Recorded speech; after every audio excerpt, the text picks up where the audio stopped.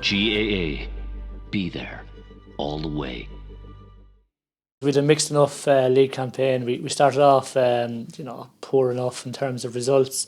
We lost our first 3 games, and I suppose after that we had a good look at ourselves and brought on a couple of new players. The dynamic of the team changed quite a bit. So we were lucky enough to win the last 3 out of the 4 games. So that was a big plus for us and gave us confidence then, I suppose, for your preparation for the championship. Roscommon, I suppose, for us, they're certainly on the way up. I mean, they're a Division 1 team now. Great success under 21 and minor level, so they've a great pool of players to pick from at that level. They're certainly playing a really good brand of football. They're putting up massive scores, and it'll be a massive challenge for us.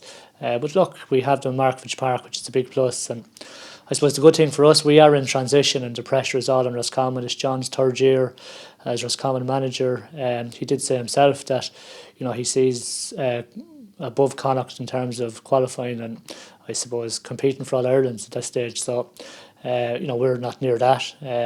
We just have to concentrate now on trying to get a Connacht title, and the first game is Roscommon, so we'll work away on that first. For us, our strength is that we will perform, and if they can guarantee us that, then we'll have a chance. We're a young team in terms of we've got 9 under 21s, say under 22, I suppose, and we've put 7 new debutants to mid their league thing, and more than likely they'll make their championship debut as well. So it's going to be a new Sligo team, I suppose, with a few older fellas like Mark Breheny and Adrian Marin as well, David Kelly linked into that, and Brendan Egan.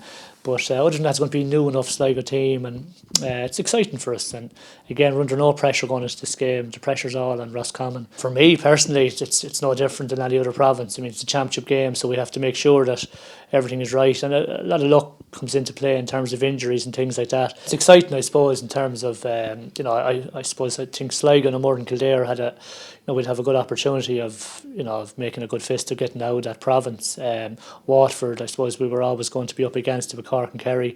It's exciting for us in terms of we have a home game. When I was at Waterford, we played Kerry and Killarney, and then we played Clare and Ennis, so we'd no home game. In Leinster, it's always an away thing as well, so I suppose to have a game at home in the championship is a big plus. And playing a team like Roscommon it's exciting for us anyway. But no, we're looking forward to it.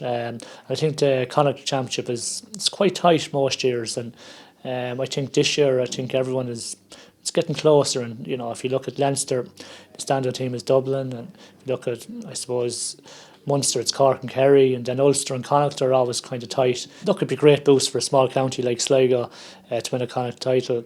Only 2 games, you have a home game and then obviously whoever you play in the final.